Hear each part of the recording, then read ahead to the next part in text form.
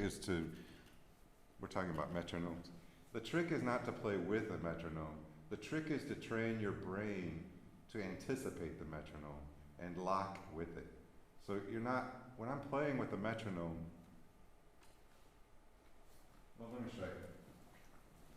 This might be easier if I just demonstrate it.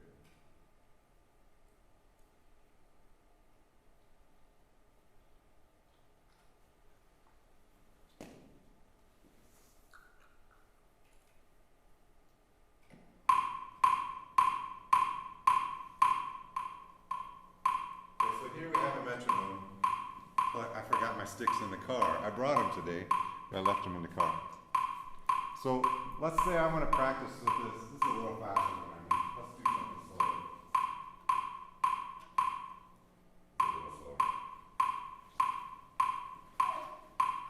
Okay, so if I want to connect to this one, if this is in the background, I cannot avoid connecting with it. My brain, from the time I heard it, has been locked into that sound. I know I have a time signature in my mind that I'm projecting onto it. But you need to get to where you can do anything around it. So let's say I want to play this 3-3-2 rhythm that we were just studying.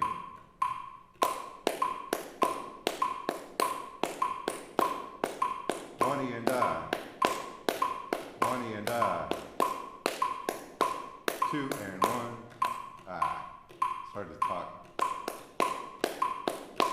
2, 1, 2, 1, 2, 1, 2, 1, 2, 1, 2 and 1, 2 and 1, 2 and 1, 2 and 1. So I found something that I wasn't able to do too loud.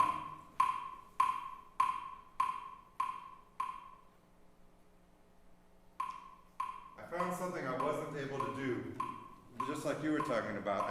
My foot doesn't want to do it. I found something I couldn't do, which was say the numbers, only the numbers, and then clap that rhythm on top of it. I've done it before, but I couldn't get there right away. So I went back, 1, 2, 1, 2, 1, get my mouth to be comfortable with the numbers, 1, 2, then I add my hands on top of it, 2, 1, 2, 1, 2, 1, 2, 1, 2, 1, 2, 1, 2. Now, you may not have heard it, but I was too slow on one of those and of twos. I corrected it the next bar because I've developed that skill to be able to recognize a problem and then correct it. But you can't develop that skill until you are good at connecting, locking into an outside time source. You should also be taking something like this and slowing it down. 1 and 2 and. Let's make that the eighth notes. And 1 and a 2 and 1 and a 2 and 1 and a 2 and 1. Now I'm playing this rhythm, but I'm hearing the metronome as eighth notes. 1 and 2 and 1 and 2 and 1 and a 2 and 1 and a 2.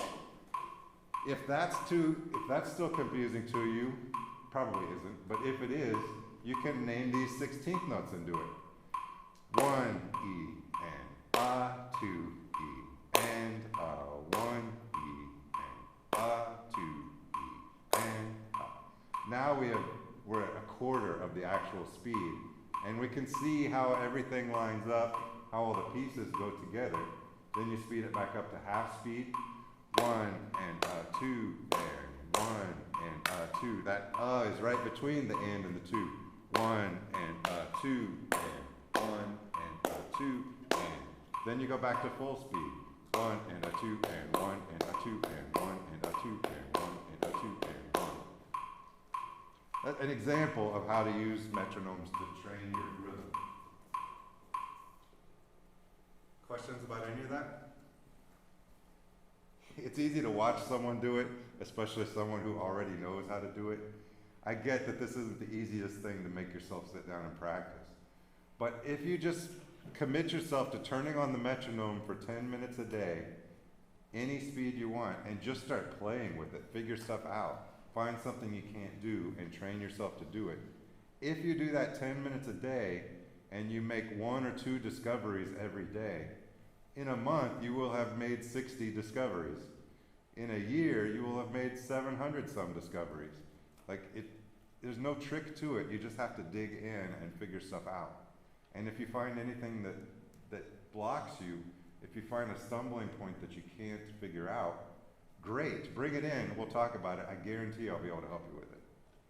But if you don't spend this time on your own, like wrestling with it, then I can't really help you because you don't have the foundational skills to be able to do it yet. Have I persuaded you all to be rhythm warriors now? You gotta make it a goal to be good at rhythm. There's no trick to it. Drummers aren't better at rhythm because they have some magical skill. They're better at rhythm because they spent hundreds of hours with a metronome over the years and they count religiously. That's the only reason drummers are better with rhythm than everybody else. The way we train makes us do that when we're young. You're all still young, so make that your way of training rhythm for the next couple of years. 2 years of doing this, 10 minutes a day, and you will have 1,400 new ideas about rhythm that you'll be able to use every day in everything snowballs. Once you get it going, you start learning this stuff, then it's all around you. Everything you hear is another chance to practice new rhythm.